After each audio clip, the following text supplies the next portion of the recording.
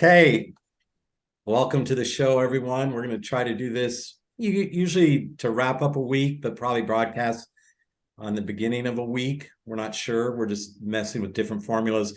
Last week, I was fortunate enough to be on Guildhall Wealth, and today we have Jeremy and Jerry of Guildhall Wealth out of Toronto, Canada, visiting the SilverDegenClub, and the hybrid right now is with Wall Street Silver and PickAxe, sort of a syndicate, a triple threat. And now that we got you all, it's, the quadrangle is going on. And it's been another crazy week. And I just wanted to get sort of some impressions from Jerry first, and then Jeremy on, how you viewed the week. And on all topics, it can be financial, precious metals, but let's kind of rein it in towards silver and gold. For sure. It does. I think it does come back to the common denominator of precious metals. This week was just a noisy one. There was a lot of data that came out. Of course, the U.S. credit rating that we saw, the big downgrade from the AAA down to AA plus. So yeah, we are in Canada, but we're very cognizant of what's going on with debts. That does impact us here in Canada as well, and it does impact the purchasing power of our dollars. So we speak the same lingo, and we're looking at the political spectrum and things going on in the States. And it's the same crap that's happening up here in Canada. But we love what you're doing with SilverDegenClub and the SilverSqueeze 2.0. We love your writing and we love the group. So keep up the great work. It's just great to be on the show. Good summer. I wish I could speak in sound bites like that. You've got a very good talent for speaking. What about you, Jeremy? That's a tough act to follow. Go for it. Definitely. I would say that this week was definitely more political on the news front. The rating downgrade was a joke. Jerry and I were just talking about that, saying, to go from AAA to AA plus, what is your debt to GDP and your debt have to be to get you down to a B? I mean, it's absolutely ridiculous. Like, just looking at that, seeing that the debt to GDP now in the States is somewhere in the 150%. Like, it's approaching that higher in the last couple of years, which is crazy. You would have thought at this point it should be coming down. But I think from a political standpoint, I think we're, in Canada, I think that we, as a collective, have been given permission to also break up with our prime minister. He announced his divorce, and I think it just gave everybody permission to say, oh, I can break up with him too. And we're starting to see the mainstream media go after him. So don't feel too bad for Canada. I think we're going to make it back, guys. But then in the States, I think it was a huge week for kind of just understanding political corruption. And, this does lead back to gold, in the sense that, I know, John, you and I have talked about this, just the idea of you break that connection between gold and currency and money, and you are going to degrade it. You're not just going to debase the currency, you're going to debase the culture, you're going to debase values. And it certainly has a feel like we're coming to an end of that. But again, in the gold market itself, it was strangely kind of quiet. I feel like overall this summer has been a little bit of people turtling. People saying these interest rates are I need to just figure, I can't make a decision right now.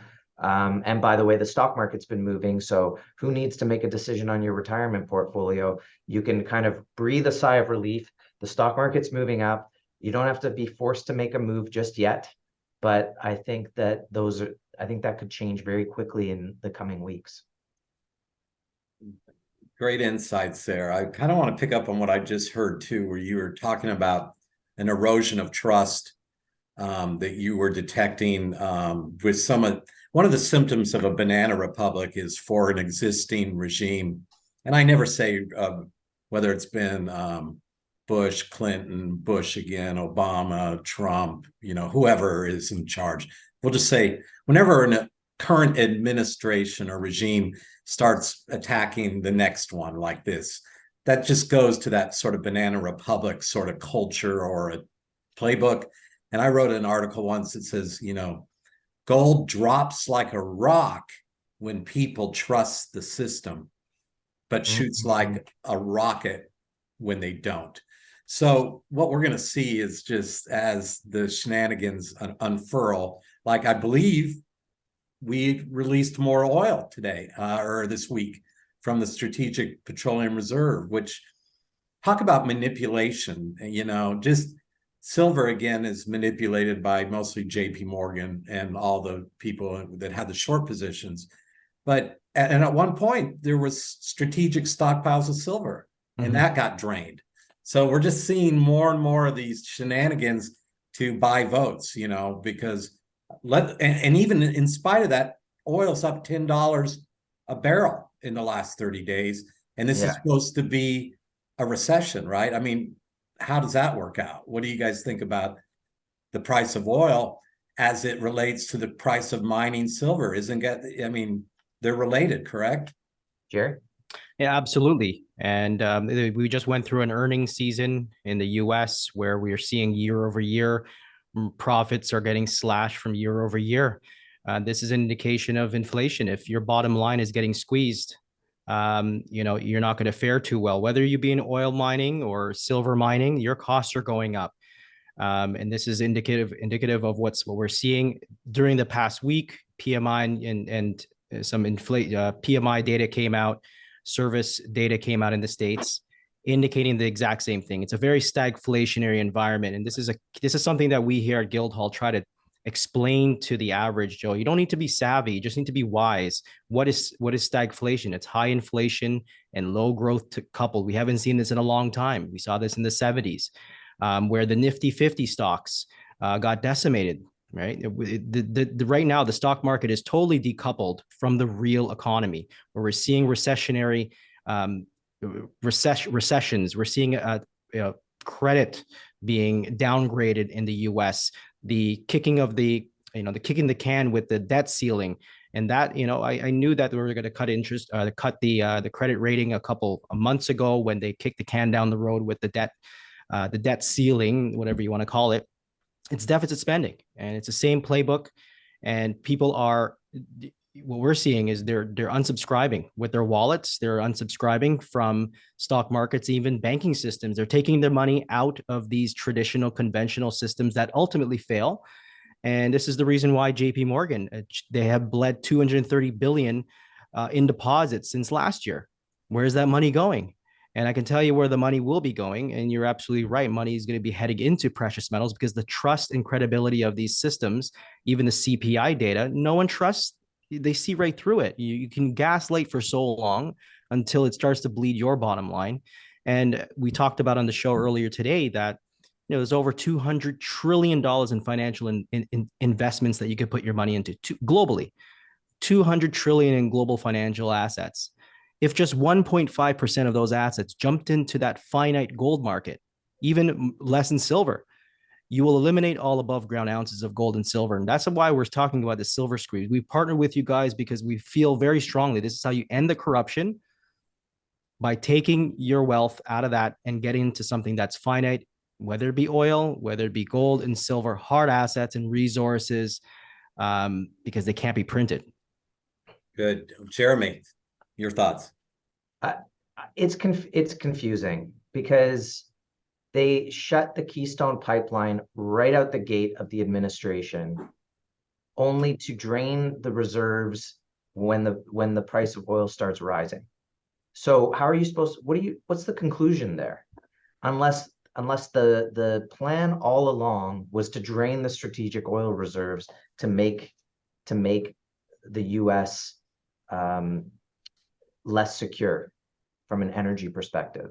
I don't know what other conclusion you can come to. I think that, I saw something yesterday or the day before. I think Saudi Arabia and Russia want to keep the gas prices high, so they're keeping production lower. So they're helping the cause in that sense from their side to put the pressure on.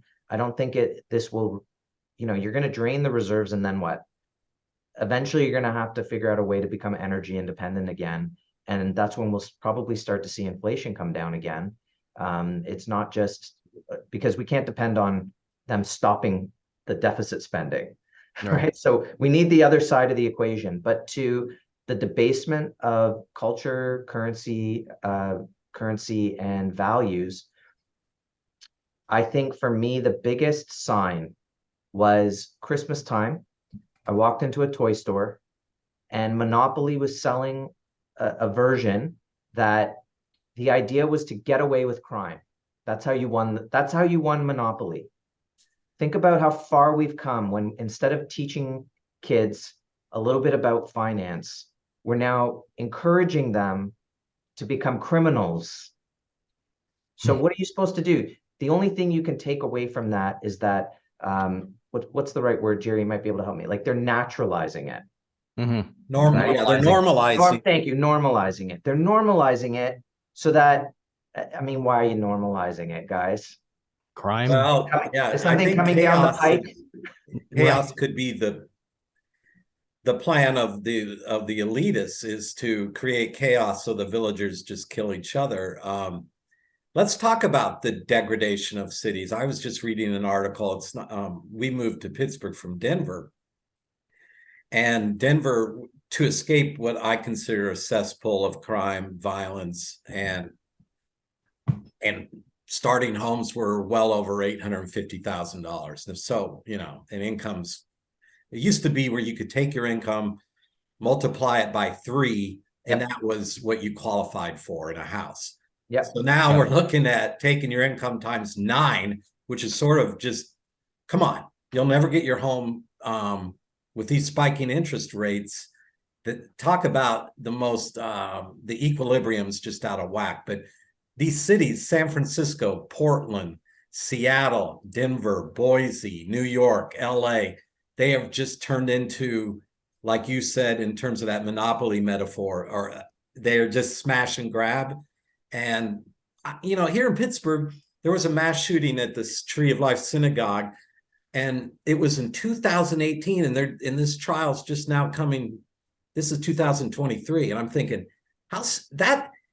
That's a synagogue killing with 11 people. I'm thinking, is that the world? What happened to the right of a speedy trial? Yes. Right. Yeah. I mean, are our courts that backlogged, or do you think it's intentional? Oh, I think it's intentional, 100%. I mean, again, aren't we all seeing that right now with almost the obstruction of justice from the Department of Justice? They're obviously going after a competitor, a rival. Yeah. I think it's going to backfire. I mean, again, I probably won't even vote in the election because it's so managed. It's so managed that and would it really matter? It's like your vote matters. It just didn't count, exactly. Right. Yeah. So I mean, look, I think that again, it is a whole thing about normalizing, but it's also that they're backing up because when you head down a road that's not honest and truthful, it is going to catch up to you. And they can try to compartmentalize it all you want. It's going to catch up. I guess, and I think that's, to bring it back to the metals, I think that's really the key with the manipulation of the market. It's like you can manipulate the market with paper, but eventually people are going to continue to buy the physical. And whether or not, central banks are with us or against us, it's like, which central bank are we talking about? But there's still an understanding there of what real money is. Otherwise, they wouldn't be buying physical gold. But at some point, the physical gold moves into strong hands and you run out of paper and people leave that casino. And then what happens? You are going to see it. And the longer it takes, the bigger the spike, because the market has to find equilibrium. It's a value mechanism. So it's got to find that equilibrium at some point. Mm-hmm. And that's what that's a very good point. And we're seeing that happen globally with, the meeting coming up with the BRICS nations. They're trying to find that equilibrium where the world has just de-dollarized almost overnight. You weaponize your US dollar for far too long. You bully the wrong people. And the people just pivoted and they've created alliances away from the old guard. And we're now talking, the major topic was once scoffed at of a potential gold standard. This has become, the hot topic. And, in the next couple of weeks in August, end of August, they'll be meeting in South Africa to discuss, de-dollarizing even further, but gold remonetization. And that is where you find equilibrium equal playing grounds. You can better negotiate, because when trust is through, when trust is just shot, and whether it be this is geopolitical or even on the grassroots between people on the street, there's literally no trust, which is why it's so important for us here at Guildhall to meet face to face, to be brick and mortar, to to help people navigate, because the average Canadian, and this goes in the States, less than 1% of the population own physical gold and silver. Why is that? The headlines for far too long have been off of and the spotlight have been off of gold and silver. But as you manipulate the numbers, as you continue to gaslight, people start to vote with their wallets and pocketbooks in their investment portfolios and shed light themselves, whether you want to highlight it through the media or not. Just this past week, just after the credit rating got downgraded in the U.S., there was literally no reporting from the news outlets. I think there was just one or two out of hundreds. So this is very obvious that they don't want to focus on the negative. But again, it's just a total disconnect, as I mentioned earlier, from realities, negative realities, the overvaluation of the stock market. I mean, comment about that. I mean, it's just outright crazy. Well, you said it best, that the decoupling. I mean, a lot of people think that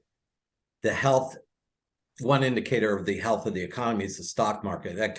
That's not absolutely false, because it's Main Street, not Wall Street, the way we say it around here. When people come into your office, though, Jeremy, for instance, what do you try to, if you only have 30 seconds or a minute to tell them, to give them the best practices, what would it be? I mean, what does that conversation look like? Because I haven't been inside your offices, only just virtually talking to you. What do you say to a client that's interested in learning more?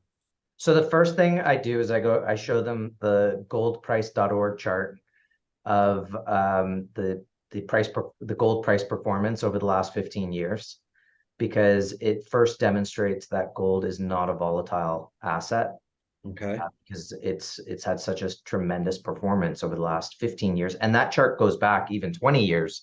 If you can find the previous years, it's just such a lack of volatility in the strength, right? Gold's up 450% in the last 20 years. But we always encourage everyone to start small. Crawl, walk, run. Start with a little bit of physical in your hand, have that aha moment of, oh, wow, this is an actual physical product that I hold in my hand. This isn't an investment. And what happens when people do that is that aha moment is one of responsibility. It's, oh, this is mine. It's my response. I don't get to blame an advisor if something doesn't go right. If the stock market goes down, I can blame them. They made those choices, but I'm owning this. And so it's interesting to see that the second part of that is the first question they'll ask after you put physical gold in their hand is, can the government confiscate this? Wow. Which is interesting, because your mind is obviously going to a place where, now that I really own something, how can it be taken away from me? Not if the price goes down. They don't ask that question. The question isn't, so can this thing drop to zero? No, that's not the question. The question is can the government take it? Which is a great conversation, because I love the opportunity to tell everyone that, you're paying 30% taxes, 15, at least in Ontario, 13% on all after-tax dollars on goods and services. Inflation is in the double digits. And by the time you look around, you've already given away 60% of your income. You don't think the government's stealing wealth? They've been doing it for decades. That's why they're not going after your gold. They don't need to go after your gold anymore. They can stay with their soft fascism, stealth stealing, right? Stealing by stealth. And then, so I don't really have to worry about them confiscating gold. And then as a final, I always like to say, is there a hill that someone will stand? Like, what's the hill you'll stand on, right? Like, confiscating your private assets. Is that something you might want to say, no, I've let you take everything else, but I'm not letting you take that anymore. That's right. Of course, you could always go with silver because there's no precedent of that. Or you could do another asset. So I'm not really worried about it, but I do find that interesting. So crawl, walk, run, get a little bit in your hand, get a feel for what it is because you understand the pricing. And once you've done that, build up a cash position, and then maybe you might want to look at, your retirement accounts because you can store the physical there too, right? But build up over time. I would do it in 30 seconds though. Try to at least. There's I a lot don't to think think about. now your clients deserve more than that. I mean, it is a very involved topic because the mainstream narrative is just to say basically gold is a boomer rock. It's it's a relic. There's really nothing in Bloomberg, Yahoo Finance, or Wall Street Journal that ever discusses it as an asset, but there'll be 100 stories on how great Microsoft is. And I was doing some research, and my 12-year-old helped me do it on just the insane amount of like Minecraft has sold 238 million copies. Wow. Fortnite, 400 million. I'm just thinking these are insane numbers. This is at $30. That's more than the price of silver, $30 a pop for Minecraft, Fortnite, Grand Theft Auto, all these games. And, it's just insane that Microsoft just recently bought Activision Blizzard for 68 billion. And I thought, well, they have to be the largest developer. And it's like, no, they're not. There's Sony is at 100 billion. And then there's a company out of China called Tencent that's up to 400 billion. Wow. So talk about Exter's pyramid. I mean, you've got all this crap that's and everything ends up flowing down to silver and gold because everything else is pretty much artificial, including NVIDIA stocks based on artificial intelligence. John, I'm moving myself soon. And so you're packing up and you just see all of this junk, right? Right. And you go, oh, I'll save this. No, why? Like it's no good. You're right. People should for everything that they're purchasing, just start to think of that in terms of value of silver and say, okay, because eventually it's going to get you to buy some silver along with it because you will throw out all of those games eventually. But you will always have that silver and it will always grow in value. So you don't have to cut cold turkey, with consumption, but just that understanding of, hey, you can do a little bit of both. Yeah, if you had to do a sweep of your house because for whatever black swan event, I know I would know where the gold and silver are, and my son and my wife and my cat. That it's that simple. But I think I would leave behind the Pokemon Go, which was the big thing in 2016, and no one even talks about today. And that's the same thing with Netflix, Hulu. We won't even remember that stuff because people put on those headsets and start swiping around like or playing tennis in the air when they're using the Wii platform. It's just those things are just come and go. It's like the whole Wayfair, you are just what I need culture, just in time, more plastic stuff for the landfills when people just need to be investing in just 1 ounce of silver a week would be more than most anyone does in the world. Yeah. Guys, it's getting close to that time, but I thought there's another big subject in the news this week. I actually was involved in this Twitter war. I want to get your thoughts on it. The Silver Institute is supposed to be sort of an advocacy for the silver trade. And they put out news that the price for silver production is $13 an ounce when we just learned from Stephen St. Angelo, who did a report today, that it's north of $21.90, greater than, and in the case of First Majestic, it's actually higher than the spot price. So then they also went on to say that they called for an $18 price of silver. I'm just thinking the only way you could get away with a comment like that is if you say that silver only costs $13 an ounce to produce. Yep. It puts a floor under the price of silver. So I'm just learning that these trade associations can't be trusted either. And I'm not sure if they answer to the banks or the military or who. But and I even got a call from the executive director asking me to knock it off. Like I go, well, really? Yeah, it was very odd. I'll put it in my next PickAxe report, the screenshot of the It's sort of interesting though that I guess I'm over the target if I get a call from I must have fired you up, John. yeah, it's just odd.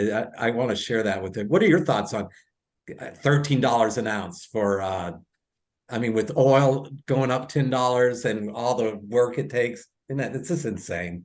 But Gary? or any final thoughts? You don't have to it- comment on that. Just some final thoughts. We've got a couple minutes left. Just kind of ties into the earnings, right? When to comment about why a company's profits are falling year over year, almost by 50%, they usually cite the costs of everything going up. And then we're talking about mining here, when fuel has literally gone up over the last 3 years over like 20, 30, 40% for diesel, and then wages have to go up. Ultimately your cost to maintain a profitable rig skyrocket. So to suggest $13, I mean, I remember when silver, hit those levels just around before COVID, we couldn't even acquire the silver at those prices. So try to get the physical at that point. Price is one thing, but the actual physical to get it in your hands is another thing. So very interesting call. Yeah. What about you, Jeremy? Your final thoughts for the week of, early August. Yeah, sure. So first off, Silver Institute, okay? I totally agree. I don't understand it. It's confounding to me. I remember when David Morgan, 10 years ago, 12 years ago, would talk about that there was 1 billion ounces of silver above ground. And then all of a sudden it became 2, and like there was a deficit for years. Then all of a sudden it became 2. Now somehow there's 5 billion ounces of silver above ground, even though we've used it into industry. There's deficits. Where is it coming from? What is it, 1 billion or 5 billion? Right? It doesn't make sense. But I do know that it's way less than the amount of gold above ground. So silver is more rare than gold. And so it should probably be 3-4 times the price of gold eventually. As far as can the price go down, I'm kind of looking at it like, I know the market can be counterintuitive at times. If there is a crisis of some kind, they'll throw the baby out with the bathwater. They'll probably hit the silver market first. They did that in March of 2020. They pushed silver from 19 down to $11. Okay, so we're at $23, $24. Where could they push it down to? They can't push it down to 11. Maybe they could get it below $20 a little bit. You're not going to be able to buy it. There's not a dealer out there who's been buying silver at $18, right? So they're going to go bang, raise the premiums because our wholesalers aren't selling it to us at that price either. So it will be, if that were to happen, if you get a moment where they really try to push the price off a ledge, the premiums will go up. The price on the screen might say $18, $19. You're still going to be paying $22, $23, right? Which may be $3, $4 less than today, but you're still going to be in that $20 range. So I see that whole thing as a big stair step. Yeah. If 2020, you went from 18 down to 11. Now you're going from 24 down to 19. I mean, then where does it go? We went to $31. Right. Yeah, we're seeing higher highs and higher lows. We'll be fine. Again, it's denominated in fiat that's becoming increasingly worthless. And, as we see, I've just noticed too with the US Treasuries, people are going to look at Japan's bonds are higher than the US bonds right now. And I think the only one buying the US Treasuries right now will be the United States. So they've monetized the debt, which is another way of just debasing the currency even further. So this all bodes well for precious metals and for the Toronto area. We looked around and you were by far the best, not just media partner because of your sort of analytical side, but the fact that you're just your ratings are really high in terms of consumer satisfaction. People have a good customer experience when working with Guildhall. So that's important, right? I mean, it's not just you don't set the price. The price is the price. Now it just comes down to people. It's all about know, like, and trust. And Hmm. that's one thing good about why we're working with you, is just because we don't have to take a call someday and go. And next week I have a bombshell report to share with you about a big Nice. name in gold and silver, that another one that sort of is leaving a black eye in the industry. And it'll come out Monday, and we'll talk about that. But let's end this recording and then talk a little bit off air. And thanks a lot, Jeremy and Jerry of Guildhall Wealth. Okay, thank you. Appreciate you guys.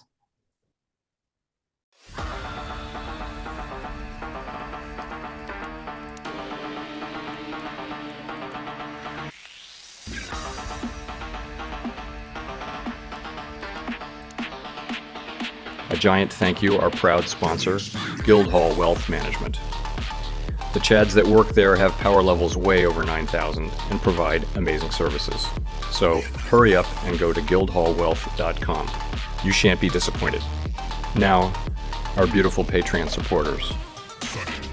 GG Bullion and hashtag drainthemint is stupid are our life-giving community member apes. They support us, and we're truly grateful to you as well. If you support us on Patreon, you too will also have your name shouted out here by me or the other twisted creations of SDC. Until next time, big butts, coconuts, apple pies, and fart machines.